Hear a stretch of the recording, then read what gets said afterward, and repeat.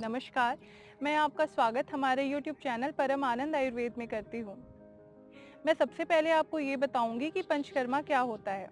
Basically आप समझ रहे होंगे पंचकर्म शब्द से ही कि इसके अंदर 5 कर्म आते हैं। वमन, विरेचन, बस्ती, नस्यम और रक्तमोक्षण। ये पांचों पद्धतियाँ आपके बॉडी को डिटॉक्सिफाई करती हैं, यानी आपकी बॉडी में जो भी दोष पड़ जाते हैं, वात, पित्त या कफ, उनको बैलेंस करती हैं और आपकी बॉडी का शुद्धिकरण करती हैं। तो कफ और वात को बाहर निकालने के लिए जनरली अगर हम कफ की बात करें तो आपका वमन का बहुत अच्छा रोल होता है। जैसे आप अगर वमन कराते हैं और आपको अस्थमा की प्रॉब्लम है तो आपको तुरंत ही रिलीफ मिलता है अस्थमा से। ठीक है, तो वमन जो प्रोसेस है वो 7 to 8 डेज का प्रोसेस है। स्टार्टिंग के डेज में हम घी पिलाते हैं, फिर आपकी बॉडी का पूरी बॉडी की मसाज और स्टीम यानी कि अभ्यंग और स्वेदन करते हैं और उसके बाद आपको वमन कराते हैं। और वमन जब आपको कराते हैं तो जो भी आपका कफ वहाँ पे जमा हुआ है और जो कफ रिलेटेड प्रॉब्लम है वो धीरे धीरे करके कफ आपका बाहर आता है और जिससे आपकी जो प्राणवायु स्रोतस है उसमें आपको रिलीफ मिलता है और अस्थमा की जैसे प्रॉब्लम है, जो सांस लेने में प्रॉब्लम हो रही है आपको, उससे आपको आराम मिलता है। ठीक है, और बहुत सारे लोगों का ये देखा गया है कि अगर उनको बहुत ज़्यादा एक्यूट जो अस्थमा की प्रॉब्लम होती है, बहुत सीवियर जो अस्थमा की प्रॉब्लम होती है, उसमें अगर वो सडन से वमन कराते हैं, अगर आप यहाँ पे आते हैं और बहुत ज़्यादा आपको सांस लेने में प्रॉब्लम हो रही है, तो अगर हम ज़रूरी नहीं है कि वो हम प्रोसेस जो है वो फॉलो कर रहे हैं 7 to 8 डेज का, लेकिन कुछ ऐसे वमन थेरेपीज भी होती हैं जो हम तुरंत एक दिन में भी करा सकते हैं। तो ऐसे पेशेंट के लिए जिनको बहुत ज़्यादा प्रॉब्लम होती है और उनकी कंडीशन ऐसी आ जाती है कि उनको एडमिट होने की ज़रूरत है, तो उस केस में हम क्या करते हैं कि पेशेंट को यहाँ पे बुलाते हैं और तुरंत ही वमन कराते हैं, जिससे उनका कफ जो है वो बाहर निकलता है और जो उनकी नली है यानी कि रेस्पिरेटरी ट्रैक्ट जो है वहाँ पे कफ जमा हुआ है वो बाहर निकल के उनको रिलीफ होता है। तो अगर आपको अस्थमा की प्रॉब्लम है या चाहे वो सीवियर अस्थमा हो, चाहे वो अभी स्टार्ट हुआ हो, अगर अभी स्टार्ट हुआ है तो आप अगर वमन कराते हैं, हर एक साल में अगर आप वमन रिपीट कराते हैं तो आपके लिए वो फायदेमंद रहेगा। उससे क्या होगा कि आपका जो ट्रैक है, रेस्पिरेटरी ट्रैक है, उसमें स्ट्रेंथ भी आएगी, लंग्स की कैपेसिटी जो है, जो सांस लेने की कैपेसिटी है वो भी बढ़ेगी, प्लस आपका कफ जो कलेक्शन हो रहा है, कफ एक्यूमुलेट हो रहा है, उसमें भी आपको आराम आएगा। तो आप हर साल में इस चीज़ को, जैसे वमन जो मैं बोल रही हूँ उसको आप रिपीट करा सकते हैं। इसके अलावा भी बहुत सारी चीज़ें होती हैं, आप वो भी करवा सकते हैं। फिर वमन के बाद में आपकी कुछ मेडिसिन चलेंगी, जो आपका जो पाइप है वो नैरो हो गया है, वो जो उसको हमें सही करने के लिए, यानी वहाँ पे वात का भी इन्वॉल्वमेंट है। वात की वजह से जो आपका ट्रैक है, जो अभी आपका पाइप है वो उसका वो नैरो हो रहा है, तो उसके लिए फिर वात को शमन करने की चिकित्सा चलेगी, यानी कि कफ की भी चिकित्सा चलेगी और वात की भी चिकित्सा चलेगी। लेकिन अगर वमन की बात करें तो ज़्यादातर जिनको कफ का कलेक्शन रहता है उनके लिए जो है वमन थेरेपी जो बहुत बेस्ट है। हम बात कर रहे हैं आज विरेचन के बारे में। विरेचन का क्या मतलब होता है? विरेचन का मतलब होता है कि ये आपके अधो मार्ग से यानी गुदा मार्ग से आपके शरीर के दोषों को बाहर निकालती है, तो इस कर्म को हम विरेचन कहते हैं।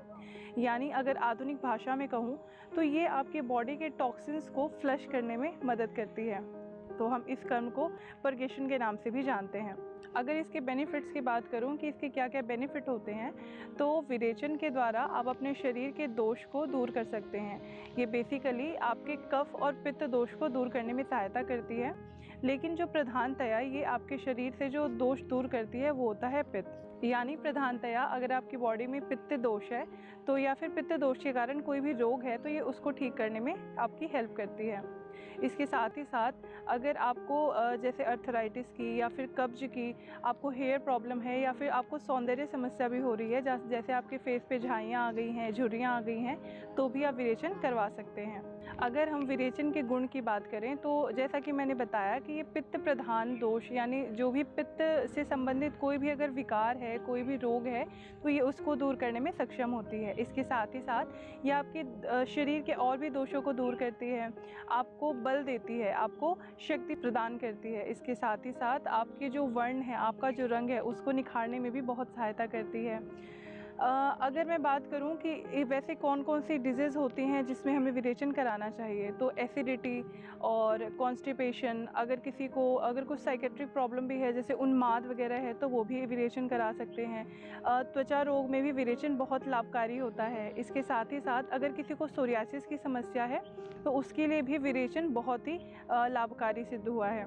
और इसके साथ ही साथ अगर किसी को जैसे कि मान लीजिए बहुत ज़्यादा एसिडिटी की प्रॉब्लम रहती है, वो दवाई खाते हैं फिर भी ठीक नहीं होता, वो हर महीने या फिर वो डेली वो रूटीन में उनका एक रूटीन है कि वो डेली शाम को सोने से पहले दवाई या पाउडर कुछ ऐसा लेते हैं, तो उनके लिए विरेचन तो रामबाण का काम करती है।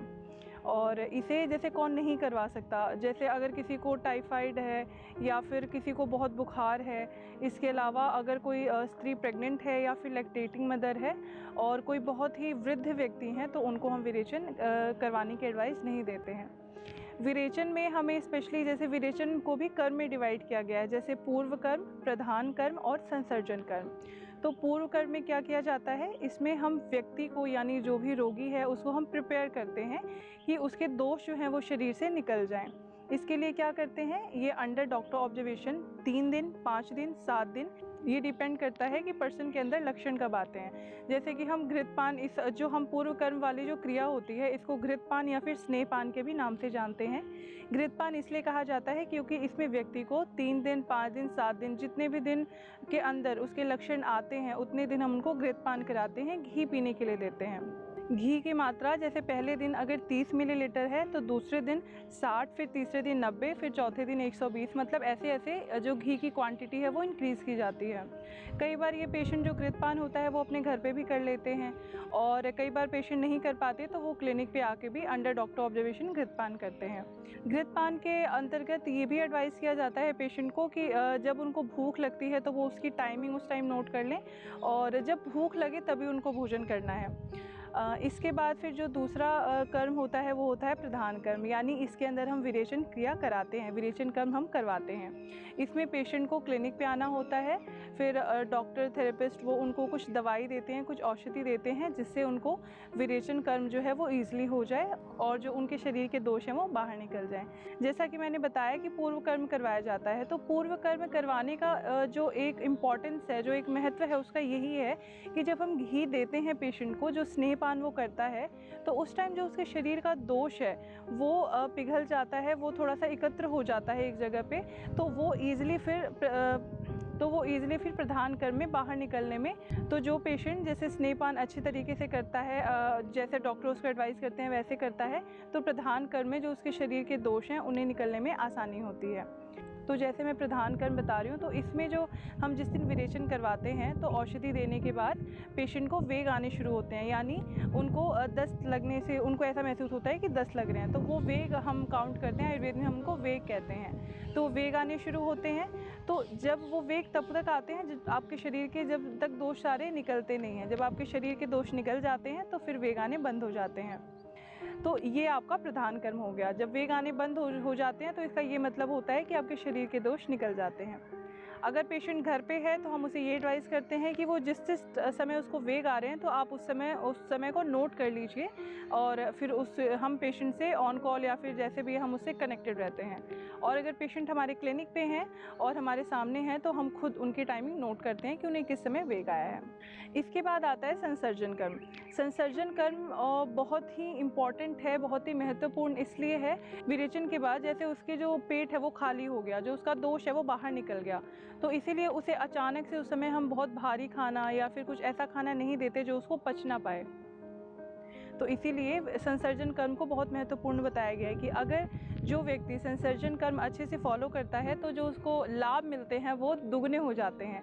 तो सबसे पहले जो शुरुआत की जाती है वो कुछ पतले पानी से या फिर कुछ चावल पानी हो गया, चावल का पानी, मूंग की दाल का पानी या फिर बिल्कुल हल्की सी खिचड़ी, कुछ ऐसी चीज़ों से स्टार्ट करते हैं ताकि पेशेंट उसको ईजिली डाइजेस्ट कर पाए। उसके बाद हम धीरे धीरे फिर रोटी या खिचड़ी तक जाते हैं, दलिया तक, इस पे जाते हैं हम।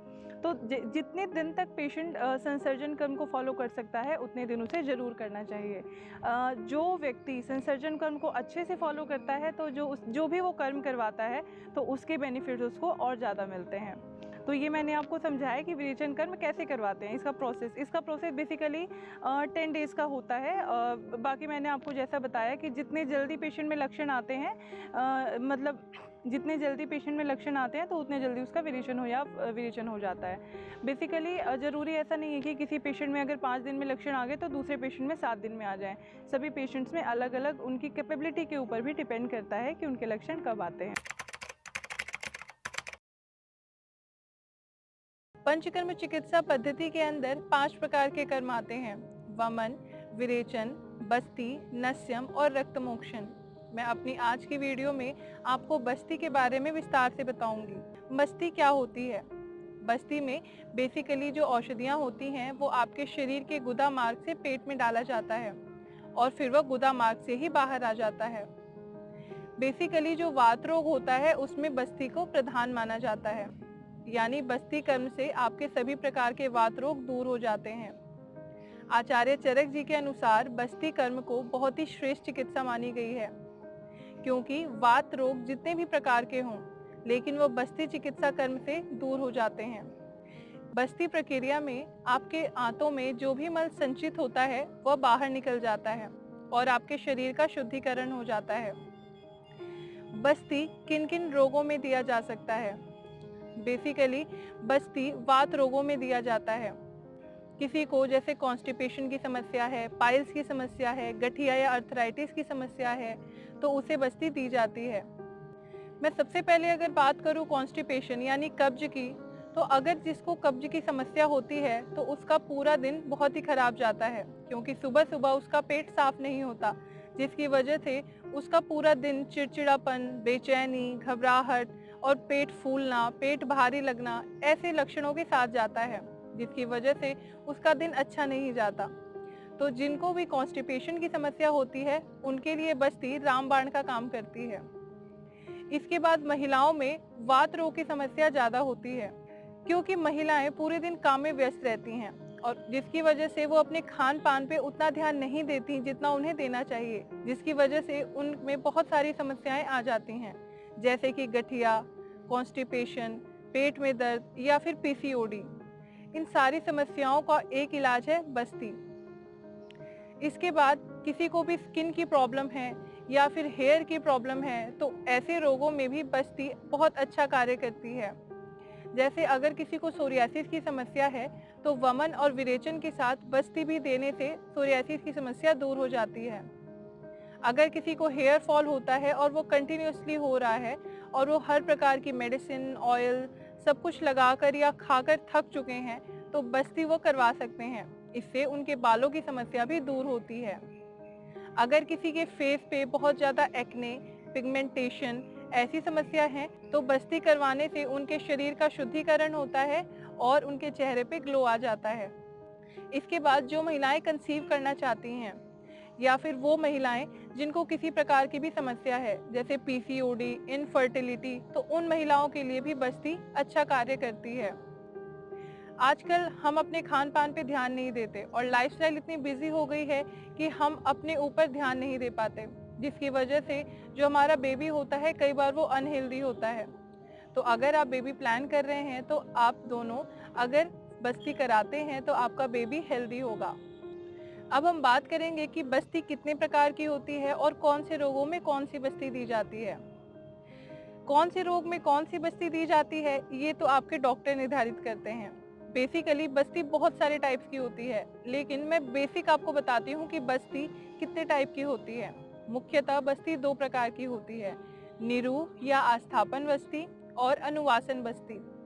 निरूह बस्ती में आपके गुदा मार्ग के द्वारा आपकी बॉडी में काढ़ा डाला जाता है, यानी हर्ब से बना हुआ या फिर मेडिकेशन से बना हुआ जो काढ़ा तैयार किया जाता है वो आपके गुदा मार्ग से शरीर में डाला जाता है और फिर वो 15 मिनट के बाद आपके शरीर से बाहर आ जाता है। इसे आस्थापन बस्ती इसलिए कहते हैं क्योंकि यह आपकी उम्र को बढ़ाती है। अब हम बात करेंगे अनुवासन बस्ती की। अनुवासन बस्ती में आपके शरीर के अंदर तेल या घी डाला जाता है, जो कि आपके बॉडी में कुछ समय तक रहता है और फिर वो बाहर निकलता है। इसके बाद एक बस्ती होती है उत्तर बस्ती, जो कि बेसिकली महिलाओं के लिए प्रयोग किया जाता है या फिर पुरुषों के लिए। पुरुषों में अगर इनफर्टिलिटी की प्रॉब्लम है तो तो पुरुषों के लिए उत्तर बस्ती की जाती है, और अगर महिलाओं में इनफर्टिलिटी की, पीसीओडी की समस्या है तो उनके लिए प्रयोग की जाती है। इसके अलावा लेखन बस्ती होती है जो कि मोटापे को दूर करने के लिए की जाती है। इसके साथ ही साथ जैसे अगर किसी को कमर दर्द की समस्या है तो कटी बस्ती, अगर किसी को घुटने की दर्द की समस्या है तो जानी बस्ती। तो इस प्रकार बस्ती आपके बहुत सारी बीमारियों का इलाज करती है। अगर आपको किसी भी प्रकार की वात संबंधित समस्या है तो आप बस्ती करवा सकते हैं। अब बस्ती कराने में कितना समय लगता है? 1 से 1.5 घंटे का समय लगता है। एक रोगी तो कभी भी करवा सकता है, परंतु एक स्वस्थ व्यक्ति को अगर बस्ती करवाना है तो वर्षा ऋतु उनके लिए उत्तम मानी जाती है। वर्षा ऋतु में कोई भी स्वस्थ व्यक्ति अपनी बस्ती करा सकते हैं। आशा करती हूँ मेरी आज की वीडियो आपको अच्छी लगी होगी।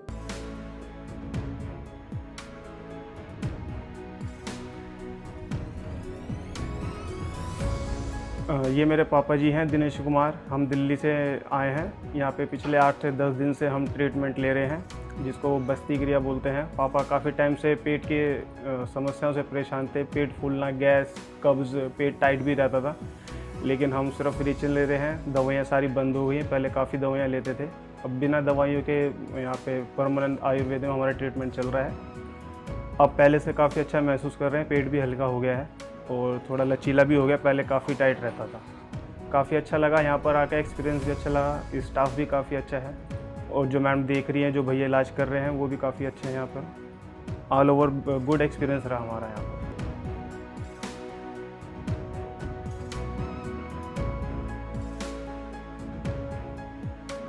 Hello everyone, this is Jen Kogos from Nigeria, and I'm here to share with you my success story. So for the past 5 years, my husband and I have been trying to have a baby. We have visited various fertility clinics in Nigeria.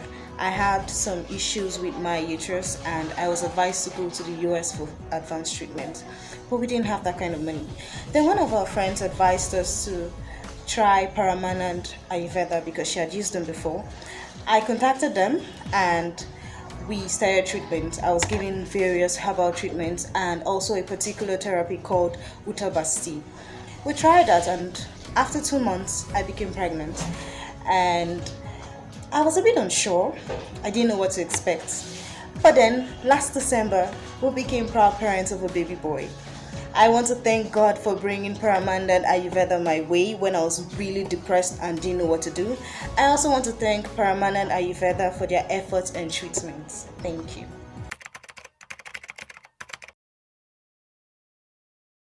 आज की जो video है वो है नस्यम कर्म के लिए। ये नस्यम कर्म क्या होती है और इसके क्या क्या बेनिफिट्स हैं, और इससे रिलेटेड और भी जानकारी आपको इस वीडियो में मिलेगी। तो आइए आगे बढ़ते हैं और जानते हैं नस्यम कर्म के बारे में। पंचकर्म, जो आयुर्वेद में पंचकर्म चिकित्सा पद्धति होती है, उसके अंतर्गत जैसे और भी वीडियोज हैं उसमें बताया है कि इसके 5 संशोधन कर्म होते हैं। तो उसमें से जो नस्यम कर्म है वो 5वां कर्म है। इसमें क्या होता है कि नाक के द्वारा औषधि, तेल या फिर घी वो आपके नाक में डाली जाती है। नाक को मस्तिष्क का द्वार कहा जाता है, इसीलिए नाक में हम कोई भी मेडिसिन डालते हैं तो वो सीधा जो हेड से रिलेटेड प्रॉब्लम होती है, यानी शिरो रोग, यानी हमारे मस्तिष्क से रिलेटेड कोई भी प्रॉब्लम होती है तो उसमें बहुत ज़्यादा बेनिफिट देती है, वो बहुत ज़्यादा लाभ देती है। तो जैसे एक श्लोक भी है कि नासा ही सिरसो द्वारम, यानी जो नाक है वो हमारे सिर का द्वार होता है, मस्तिष्क का द्वार होता है। तो अगर जो भी शिरो रोग किसी व्यक्ति को होता है, जैसे माइग्रेन है किसी को, या फिर और भी नर्वस सिस्टम से रिलेटेड कोई प्रॉब्लम है, या फिर किसी को डिप्रेशन है, या फिर किसी को नींद नहीं आती है, किसी को इंसोम्निया है जिसको नींद बिल्कुल भी नहीं आती है, तो ऐसे जितने भी प्रॉब्लम्स होते हैं, तो या फिर किसी को डिप्रेशन की प्रॉब्लम है, किसी को माइग्रेन की प्रॉब्लम है, हेडेक है किसी को कंटिन्यूअसली, तो ऐसे जितने भी प्रॉब्लम्स होते हैं तो उसमें हम नस्यम जो ये कर्म होता है उसकी हम सलाह देते हैं। इसके अलावा किसी को नाक से रिलेटेड प्रॉब्लम, जैसे साइनस है किसी को हमेशा पूरे टाइम कोल्ड कफ रहता है, तो ऐसे व्यक्ति को भी हम बोलते हैं कि उसे नस्यम करवाना चाहिए। देखिए, और इसे किस एज, कौन सा वर्ग होता है, एज ग्रुप कौन सा है जिसे हम करवाने के लिए एडवाइस देते हैं। 7 वर्ष से कम के बच्चे इसको नहीं करवा सकते और 80 साल से ऊपर के लोग इसे नहीं करा सकते, यानी इसका जो एज ग्रुप है वो 7 to 80 ईयर्स है, 7 years to 80 years। अब हम बात करें कि इसका क्या प्रोसेस होता है। तो सबसे पहले पूर्व कर्म में क्या करते हैं, यानी ये जो आपका जो नस्यम क्रिया है उससे पहले की क्रिया है, इसे हम कहेंगे पूर्व कर्म। इसमें क्या करते हैं कि पहले हम सबसे पहले तो पेशेंट को हम कंफर्टेबली एक चेयर पे बिठाते हैं, और या फिर कोई भी ऐसी चीज़ जिस पे बिठाते हैं जिस पे उसका बैक पूरे अच्छे से उस पे मतलब अच्छे से लगा के बैठ पाए, उसको अनकंफर्टेबल ना हो, तो एक ऐसी पोजीशन में पेशेंट को बिठाया जाता है। उसके बाद पेशेंट का सर थोड़ा पीछे की तरफ टिल्ट किया जाता है, पीछे की तरफ झुकाया जाता है, जिससे हम जो नस्यम के दौरान जो हम उसमें घी मेडिसिन डालते हैं, जैसे जब हम पेशेंट को पीछे की तरफ गर्दन करते हैं तो हमें इस बात का ध्यान रखना चाहिए कि पेशेंट के गर्दन में दर्द ना हो। तो अगर पेशेंट कंप्लेन कर रहा है कि उसको पीछे दर्द हो रहा है, नेक के पास वो अनकंफर्टेबल फील कर रहा है, तो हम वहाँ पे तकिया या फिर टॉवल को रोल करके और फिर यहाँ लगा देते हैं ताकि पेशेंट कंफर्टेबली पीछे अपना सर झुका के आराम से बैठ सके। उसके बाद जो जैसे पंचमहागुण तेल है या फिर महानारायण तेल है या फिर क्षीरबरा तेल है, तो ऐसे तेल से उसके जो उधर्व जो त्रगत जो भाग होता है, यानी उधर्व यानी ऊपर, कंधे से ऊपर वाला जो भाग है, तो यानी सर हो गया आपका, नाक हो गई, गर्दन हो गया और कान के पीछे वाला हिस्सा, यहाँ पे हल्के हाथों से मसाज की जाती है।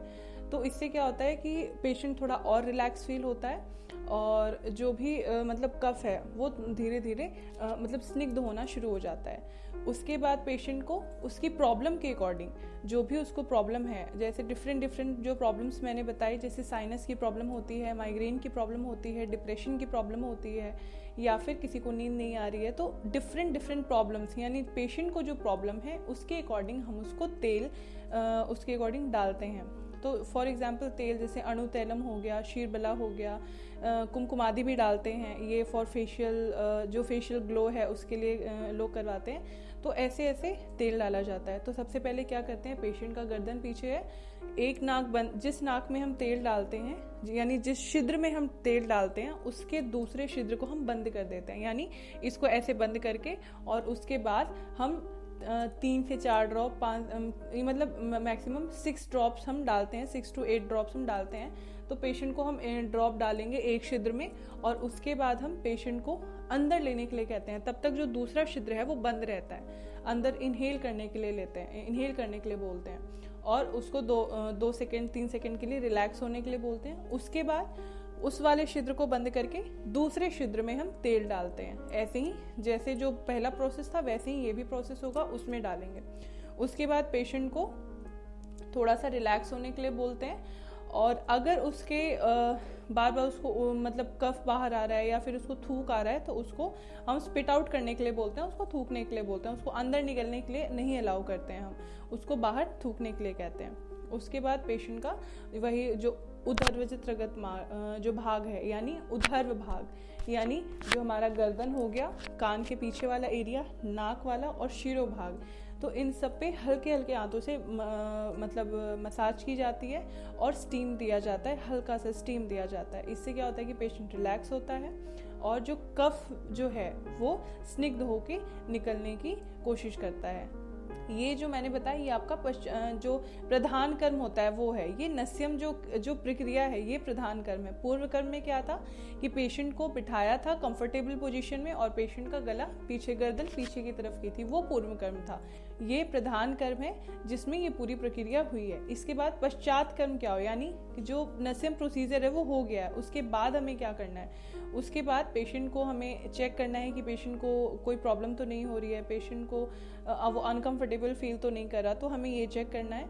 उसके बाद हम धूमपान भी कराते हैं। तो धूमपान क्या होता है, धूमपान जो जैसे कि कुछ जैसे एलादी चूर्ण हो गया और दारू हरिद्रा हो गया, इसके साथ और भी बहुत सारे चूर्ण होते हैं, मेडिसिन होती हैं, जिसको घी के साथ रैप करके, घी के साथ मिक्स करके एक कपड़े में रोल करके उसको एक बाती सी बनाई जाती है और उसके बाद उसको जला के पेशेंट को धूमपान करने के लिए दिया जाता है। क्या करते हैं, पेशेंट को जैसे हमने नस्यम में जैसे किया था कि पहले एक नाक बंद कर दिया था और फिर उसको मतलब हमने दूसरे नाक में डाला था तेल, ऐसे करके किया था ना, तो वैसे ही धूमपान में भी हम क्या करते हैं कि एक नाक बंद किया और पेशेंट को नाक से हम इनहेल करने के लिए बोलते हैं, ठीक है, और फिर उसके बाद मुंह से छोड़ने के लिए बोलते हैं। उसके बाद वैसे ही एक नाक को बंद, जो छिद्र है उसको बंद करेंगे, फिर उससे इनहेल करने के लिए बोलेंगे, अंदर लेने के लिए धुआं को, और फिर मुंह से धुआं निकालेंगे। ऐसे ये प्रोसीजर 2-3 बार करेंगे। और उसके बाद सबसे एंड स्टेप होता है धूम्रपान का, जो बाती है उससे नाक से इस बार स्मेल नहीं करना, नाक को बंद करके मुंह से मुंह से अंदर की तरफ लेना है और मुंह से ही बाहर निकालना है। ये सबसे लास्ट क्रिया होती है धूम्रपान की। इसको धूम्रपान को कराने का जो मेन उद्देश्य है वो क्या है कि जो उधर जो भाग है, यानी इस भाग में जहाँ पे भी कफ कहीं पे एकत्रित हो रखा है, उसके नस्यम के बाद भी नहीं आया है, तो धूम्रपान के बाद वो बाहर स्निग्ध हो जाता है, पिघल जाता है, तो उसके बाद वो बाहर आना स्टार्ट हो जाता है, ठीक है। तो इसीलिए धूम्रपान करवाया जाता है। तेल मैंने आपको बता दिया, इसमें अणु तैलम, कुमकुमादि, शीरबला ऐसे तेल का प्रयोग किया जाता है, और अकॉर्डिंग टू डिजीज, जो आपको प्रॉब्लम है उसके अकॉर्डिंग किया जाता है। तो और नस्यम से रिलेटेड और भी वीडियोस हैं हमारे चैनल पे, आप देख सकते हैं। तो नस्यम बेसिकली आपकी नोज से रिलेटेड, आपकी नाक से रिलेटेड कोई प्रॉब्लम है, और शिरो रोग यानी आपके सर से रिलेटेड कोई प्रॉब्लम है, या फिर उधर्व जत्रगत भाग यानी जो ऊपर वाला भाग है, कंधे से ऊपर वाले भाग की कोई भी प्रॉब्लम होती है, आपको कोई भी हेल्थ इश्यू होता है कंधे से ऊपर वाले भाग में, तो आपको आपके लिए नस्यम बहुत ज़्यादा हेल्पफुल है, बेनिफिशियल है, तो आप करवा सकते हैं। इसके अलावा नस्यम अगर किसी को कोई प्रॉब्लम नहीं भी है तब भी करवा सकते हैं। नस्यम आपके फेस के ग्लो को हमेशा बनाए रखने के लिए, और आपके फेस को मतलब फेस पे किसी प्रकार की कोई प्रॉब्लम ना हो, कोई जैसे पिंपल्स वगैरह ऐसे हो जाते हैं, तो ऐसे में भी आप नस्यम करा सकते हैं। तो नस्यम से रिलेटेड मेरी आज की वीडियो में सिर्फ इतना ही।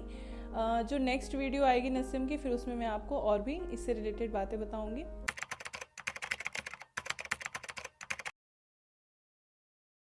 मेरा नाम शुभ्रा भक्त है, मैं छत्तीसगढ़ से आई हूँ, और मुझे कमर में बहुत दर्द रहते थे। फिर यहाँ से मैंने कटी बस्ती लिया है और नस्यम, जिससे मुझे बहुत राहत मिली है। मेरे सर में बहुत ज़्यादा दर्द रहते थे, तो 1 हफ्ते से वो दर्द अभी नहीं हो रहा है। जब से मैं नस्यम करवा रही हूँ तब से दर्द वो गायब हो गए हैं, और चक्कर मुझे हमेशा कंटिन्यू आते रहते थे, तो चक्कर की प्रॉब्लम भी काफ़ी हद तक ठीक हो गई है, और बहुत रिलैक्स फील हो रहा है मुझे।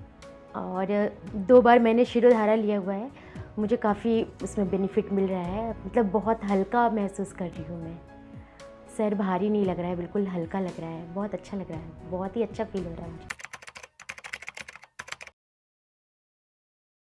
हेलो फ्रेंड्स, मैं डॉक्टर निखिला। मैं आज आपको लीच थेरेपी के बारे में बताने जा रही हूँ। लीच थेरेपी जो है वो एक पंचकर्मा थेरेपी है, और इसको हम अपनी क्लिनिक में ही करते हैं।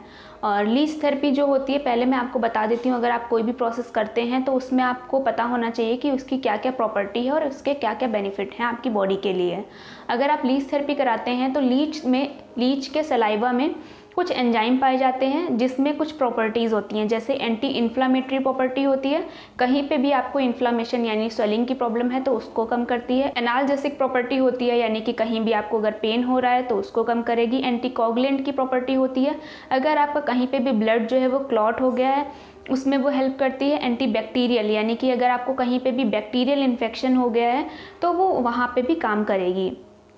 और इसके साथ साथ जब हम लीच थेरेपी करते हैं, बहुत सारे लोगों का ये क्वेश्चन होता है, ये पेनफुल थेरेपी है या पेनफुल कंडीशन होती है जब हम लीच अप्लाई करते हैं, तो इसमें जो है वो एनेस्थीसिया यानी कि लोकल एनेस्थीसिया की भी प्रॉपर्टी पाई जाती है। अगर आप लीच लगवाते हैं तो उसकी सलाइवा में ऐसी एंजाइम होते हैं जो वहाँ पे आपको पेन नहीं होने देते हैं, और आपका जो इन्फ्लामेशन है या जो आपका पेन है उसको भी कम करते हैं, और बहुत सारी चीज़ों में फ़ायदेमंद होते हैं। अभी मैं बात करती हूँ लीच थेरेपी की, कि उसमें क्या क्या ड्यूरेशन होती है, कितनी ड्यूरेशन के लिए करते हैं और कितना हम गैप करते हैं, ये सारी चीज़ें मैं अब आपको बताने जा रही हूँ।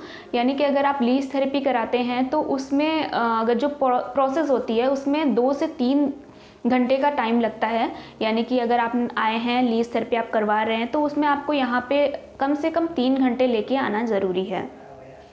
और लीच थेरेपी जो होती है वो हम 10 दिन के, 15 दिन के, 20 दिन के या 1 महीने के गैप में करते हैं, depend on the condition of the patient, मतलब कि आपको क्या बीमारी है या आपका बल कितना है, आपका सत्व कितना है। बहुत सारे लोग जो वीक होते हैं, हम उसमें रिपीटेड जो थेरेपी होती है लीज थेरेपी वो नहीं करते हैं। अगर आपका बल जो है वो अच्छा है और आपका जो हीमोग्लोबिन है, ब्लड जो है वो भी सही है, यानी कि लो हीमोग्लोबिन पेशेंट को हम लीज थेरेपी अवॉइड करते हैं। अगर आपका हीमोग्लोबिन लेवल ठीक है और आपको किसी भी तरह की कमजोरी नहीं लग रही है तो ही हम ये प्रोसेस करते हैं। और जो गैप होता है यानी कि जो ड्यूरेशन है वो आपकी कंडीशन के अकॉर्डिंग हम सेलेक्ट करते हैं। और लीच थेरेपी जो है वो एक पेनलेस कंडीशन है, बस हल्का सा आपको पेन होता है जैसे चींटी काटने टाइप का, वो तो कोई भी थेरेपी आप कराएंगे तो थोड़ा बहुत आपको पेन होगा ही, है ना। तो अगर लीच थेरेपी हम कोई भी चीज़ है, अगर किसी जो वो लीच है उसको अप्लाई करते हैं तो वो अगर सक कर रही है इम्प्योर आपका ब्लड, तो उससे थोड़ा बहुत तो हल्का फुल्का पेन होगा, लेकिन इतना ज़्यादा पेन नहीं होता है जो आप टॉलरेट ना कर पाएँ। जो लीच थेरेपी है वो मैं आपको एक्सप्लेन कर देती हूँ कि वो करते कैसे हैं। जैसे आप हमारी क्लिनिक आते हैं, एनालाइज कर लेते हैं चीज़ों को और हम आपको लीच थेरेपी देते हैं। पर्टिकुलर एक पॉइंट जो होता है उसको सेलेक्ट करके वो 2 से 3 घंटे लगाती है जो आपका इम्प्योर ब्लड है उसको अपनी तरफ लेने में। फिर हम करते हैं, लीच को हटाते हैं, वो अपने आप हट जाती है। फिर हम लीच को जो है वमन कराते हैं, यानी कि उसको उल्टी कराते हैं, और जो आपका एरिया है उसको जो है वो हम हल्दी और शहद को मिक्स करके उस पर अप्लाई करते हैं ताकि वहाँ पे कोई ब्लीडिंग ना हो। और आप नॉर्मली जो है वो आप घर जा सकते हैं। ये कोई ऐसा प्रोसेस नहीं है जो आपको पूरे दिन यहाँ पे रुकने की ज़रूरत है, ठीक है। और यही जो प्रोसेस है, सेम प्रोसेस आपकी कंडीशन के अकॉर्डिंग 10 दिन, 15 दिन, 20 दिन या 1 महीने में हम रिपीट करते हैं। अब बात करते हैं कि किसकी कंडीशन में आप इसका जो लीज थेरेपी है उसको करवा सकते हैं। अगर आपको कार्डियोवैस्कुलर कोई भी प्रॉब्लम होती है, यानी कि कार्डियक रिलेटेड कोई भी प्रॉब्लम होती है, चाहे वो आपकी वेसल्स जो है वो नैरो हो गई हो या ब्लॉकेज हो गया हो, ब्लॉकेज होने की वजह से या नैरोइंग ऑफ वेसल्स की वजह से आपको स्ट्रोक की प्रॉब्लम, हार्ट अटैक की प्रॉब्लम या एंजाइना की यानी कि चेस्ट पेन की प्रॉब्लम, ये सारी कंडीशंस आ सकती हैं। उन सारी ही कंडीशन में अगर आप लीज थेरेपी करवाते हैं या आपको पता चल गया कि आपके हार्ट में ब्लॉकेज है, तो उन सारी ही कंडीशन में आप लीज थेरेपी करवा सकते हैं, क्योंकि इसकी एक प्रॉपर्टी ये भी होती है कि कहाँ पे भी ब्लॉकेज है उसको वो सही करती है, ठीक है। तो अगर आपको कार्डियोवैस्कुलर प्रॉब्लम है तो आप करवा सकते हैं। इसके साथ साथ अगर आपको बीपी की प्रॉब्लम है, यानी कि बीपी आपका बहुत ज़्यादा हाई हो रहा है, वहाँ पे प्रेशर बहुत बढ़ रहा है, आपकी वेसल्स में प्रेशर बहुत बढ़ रहा है, तो उस कंडीशन में भी आप लीच थेरेपी करवा सकते हैं। क्योंकि अगर आप लीच लगवाते हैं वो क्या करता है कि जो भी आपका पूरा ब्लड सर्कुलेशन है वहाँ पे प्रेशर कम कर देता है और आपका बीपी जो है वो कम हो जाता है। डायबिटीज़ कंडीशन में भी आप लीच थेरेपी करवा सकते हैं, और स्पेशली अगर आपको डायबिटिक वुंड की प्रॉब्लम हो गई है। डायबिटीज़ पेशेंट में जनरली क्या होता है कि वुंड हो जाते हैं उनको, या कोई भी चोट लग जाती है और वो जल्दी से हिल नहीं होती है, और वो पेशेंट जो है वो बहुत ज़्यादा परेशान होता है उस वुंड की वजह से, और वो जल्दी हिल नहीं होता है। अगर आपको डायबिटीज़ वुंड की प्रॉब्लम है, या आपको डायबिटीज़ की प्रॉब्लम है, या आपको डायबिटीज़ की प्रॉब्लम है और चोट लग गई है, वो जल्दी से सही नहीं हो रही, उन सारी ही कंडीशन में आप लीच थेरेपी करवा सकते हैं। और वेरिकोज वेन की अगर आपको प्रॉब्लम है, यानी कि वेरिकोज वेन मतलब कि जो वेन्स है वो प्रोमिनेंट हो जाती है, वहाँ पे जो ब्लड है वो रुक जाता है और वेन्स जो है वो पूरी विजिबल होने लगती हैं। जनरली क्या होता है, वो लेग में प्रॉब्लम होती है, लेकिन किसी किसी को वो हाथ में भी प्रॉब्लम हो सकती है। तो अगर आपको वेरिकोज वेन की प्रॉब्लम है तो भी आप लीच थेरेपी करवा सकते हैं, और वहाँ पे रुका हुआ जो इम्प्योर ब्लड है वो जो है लीच अपनी तरफ खींच लेगी, और आपकी जो प्रॉब्लम है वो धीरे धीरे समय के साथ साथ वो ठीक हो जाएगी। और अगर आपको कोलेस्ट्रॉल की प्रॉब्लम है, जनरली आजकल सबका ही कोलेस्ट्रॉल बढ़ा होता है, क्योंकि हम कोई फिजिकल एक्सरसाइज नहीं करते हैं और हमारी जो जॉब है वो जनरली सिटिंग जॉब हो गई है। तो अगर आपको कोलेस्ट्रॉल की प्रॉब्लम है तो भी आप लीच थेरेपी करवा सकते हैं। अभी बात करते हैं कि अगर आपका बहुत ज़्यादा हेयर फॉल हो रहा है, या बाल्डनेस की प्रॉब्लम हो गई है, या एलोपेशिया की प्रॉब्लम जिसको हम आयुर्वेद में इंद्रलुप्त कहते हैं, अगर आपको ये प्रॉब्लम हो गई है, इसमें क्या होता है कि आपके स्काल्प में पैचेस बन जाते हैं जहाँ पे उस पर्टिकुलर पैच में कोई भी हेयर ग्रोथ नहीं होता है। और वहाँ पे जनरली क्यों होता है ऐसी प्रॉब्लम, क्योंकि वहाँ पे ब्लड सर्कुलेशन आपका प्रॉपर नहीं है। अगर आप लीच लगवाते हैं, वहाँ पे 3 से 4 या 5 लीच लगाते हैं हम आपकी कंडीशन के अकॉर्डिंग और जो एरिया है उसके अकॉर्डिंग, और जब लीच लगती है तो वहाँ पे क्या होता है कि सर्कुलेशन यानी कि ब्लड सर्कुलेशन वो बढ़ता है, और जितना ही अच्छा ब्लड सर्कुलेशन होगा उतना ही आपकी हेयर ग्रोथ होगी। तो ये थेरेपी आप 10 डेज़ में रिपीट करवा सकते हैं। अगर आपको डैंड्रफ की प्रॉब्लम है तो भी आप लीच थेरेपी करवा सकते हैं। बहुत सारे लोगों में ऐसी प्रॉब्लम होती है कि डैंड्रफ हो गई है, वो सही नहीं होती है, तो उस कंडीशन में भी आप लीच थेरेपी करवा सकते हैं। और जनरली यही देखा गया है कि अगर आपको डैंड्रफ है तो भी हेयर फॉल आपका जो है वो बढ़ जाता है। तो जैसे जैसे आपकी डैंड्रफ की प्रॉब्लम ठीक होगी वैसे वैसे आपका जो हेयर फॉल है वो कंट्रोल हो जाएगा। और अगर आपको माइग्रेन की प्रॉब्लम है, बहुत सारे पेशेंट में माइग्रेन जो है वो भी सीवियर कंडीशन ले लेता है और वो जल्दी से सही नहीं होता है। अगर आपको माइग्रेन की प्रॉब्लम है तो भी आप लीच थेरेपी करवा सकते हैं। और अगर आपको कोई स्किन रिलेटेड कोई प्रॉब्लम है, मतलब कि आपकी स्किन में या आपको ब्लेमिसेस की प्रॉब्लम है या रिंकल्स की प्रॉब्लम है या आपको बहुत ज़्यादा पिंपल हो रहे हैं या पिंपल के बाद स्कार बहुत ज़्यादा हो गए हैं, उन सारी ही कंडीशन में आप फेस पे लीच अप्लाई कर सकते हैं और वो कोई भी निशान नहीं छोड़ेगी। बहुत सारे लोग ये सोचते हैं कि हमने अगर फेस पे लीच लगवा लिया तो शायद हमारे फेस पे कोई निशान रह जाए, तो कोई निशान नहीं छोड़ती। वो 5 से 6 दिन में जो निशान है वो बिल्कुल ठीक हो जाता है। और स्किन की और भी कंडीशन है, जैसे सोरियासिस की प्रॉब्लम बहुत ज़्यादा कॉमन होती जा रही है, या जो ल्यूकोडर्मा की प्रॉब्लम है यानी कि वाइट पैचेस जिनको हो जाते हैं, वो प्रॉब्लम बहुत ज़्यादा कॉमन होती जा रही है। पहले के टाइम पे वो सुनाई भी नहीं देती थी, बहुत हार्डली 1 या 2 लोगों को वो प्रॉब्लम होती थी, लेकिन अब वो प्रॉब्लम जो है बहुत ज़्यादा कॉमन होती जा रही है। स्पेशली सोरियासिस की प्रॉब्लम, अगर आपको सोरियासिस है, ल्यूकोडर्मा की प्रॉब्लम है या हर्पीस जूस्टर की प्रॉब्लम है, उन सारी ही कंडीशन में अगर आप लीच थेरेपी करवाते हैं और उसके साथ साथ आपकी कुछ मेडिसिन चलती हैं तो आपकी जो प्रॉब्लम है वो काफ़ी हद तक ठीक हो जाती है। और लीच थेरेपी का यूज़ जो है वो अर्थराइटिस के केस में भी, यानी कि अगर आपको रिमेटॉइड अर्थराइटिस है या ऑस्टियो अर्थराइटिस है या गाउटी अर्थराइटिस है या कहीं पे भी पेन है, वो चाहे सर्वाइकल की प्रॉब्लम हो या आपको डिस्क की प्रॉब्लम हो या लंबर स्पाइन की प्रॉब्लम हो या फ्रोजन शोल्डर की प्रॉब्लम हो, उन सारी ही कंडीशन में क्या है कि आप लीच थेरेपी करवा सकते हैं, क्योंकि लीच की सलाइवा में जो है वो एनाल्जेसिक प्रॉपर्टी होती है और एंटी इन्फ्लामेटरी प्रॉपर्टी होती है, जो वहाँ पे इन्फ्लामेशन स्टिफनेस है उसको कम करेगी और उसके साथ साथ आपके दर्द को, यानी कि जहाँ पे भी आपको पेन हो रहा है उसको कंट्रोल करेगी। तो इन सारी ही कंडीशन में आप लीच थेरेपी करवा सकते हैं। अगर आपको आइज़ की कोई भी प्रॉब्लम हो, यानी कि अगर आपकी आईसाइट जो है वो वीक हो रही है और अगर आपको ग्लूकोमा की प्रॉब्लम है या आपको कंजक्टिवाइटिस की प्रॉब्लम है, तो उन सारी ही कंडीशन में, अगर कंजक्टिवाइटिस है यानी कि इन्फ्लेमेशन हो गई आपकी आइज़ में, तो उन सारी ही कंडीशन में अगर आप लीच थेरेपी कराते हैं तो वो बहुत ज़्यादा बेनिफिशियल रहेगी आपके लिए। अगर आपको ईयर की कोई प्रॉब्लम है, यानी कि हियरिंग लॉस है या टिनिटस की प्रॉब्लम है, हियरिंग की प्रॉब्लम है, आपका जो सुनने का स्ट्रेंथ है वो धीरे धीरे करके कम होता जा रहा है, उन सारी ही कंडीशन में अगर आप लीच थेरेपी करवाते हैं तो वो आपके लिए बेनिफिशियल रहेगी और उसके साथ साथ मेडिसिन की भी ज़रूरत पड़ती है। और अगर आपको गम की कोई प्रॉब्लम है, यानी कि बहुत सारे लोगों को ब्लीडिंग गम की प्रॉब्लम होती है या कोई इन्फेक्शन हो जाता है या जैसे कीड़े लग जाते हैं आपके दांतों में, तो उन सारी ही कंडीशन में आप अगर लीच थेरेपी करवाते हैं सबसे ज़्यादा इफेक्टिव वो रहती है। और उसके साथ साथ मेडिसिन का भी उपयोग करना पड़ता है, क्योंकि लीच थेरेपी हम 1 दिन के लिए दे रहे हैं और मेडिसिन हम जो है वो रेगुलर लेने के लिए बोलते हैं। और आपकी कंडीशन के अकॉर्डिंग, जैसे गम ब्लीडिंग है या गम की कोई भी प्रॉब्लम है या पेन हो रहा है, बहुत ज़्यादा सीवियर पेन हो रहा है किसी भी कंडीशन की वजह से, टूथेक बहुत ज़्यादा हो रहा है, तो उन सारी ही कंडीशन में अगर आप लीच थेरेपी कराते हैं तो वो आगे चल के आपके लिए बेनिफिशियल है और आपका जो पेन है, इन्फ्लामेशन है या कोई बैक्टीरियल इन्फेक्शन है उसको काफ़ी हद तक वो कंट्रोल करती है। तो मैंने आपको आज लीच थेरेपी के बारे में बताया है कि लीच थेरेपी से क्या क्या फ़ायदे हैं आपकी बॉडी को, या क्या क्या बीमारियों में, किन किन बीमारियों में आप लीच थेरेपी को करवा सकते हैं।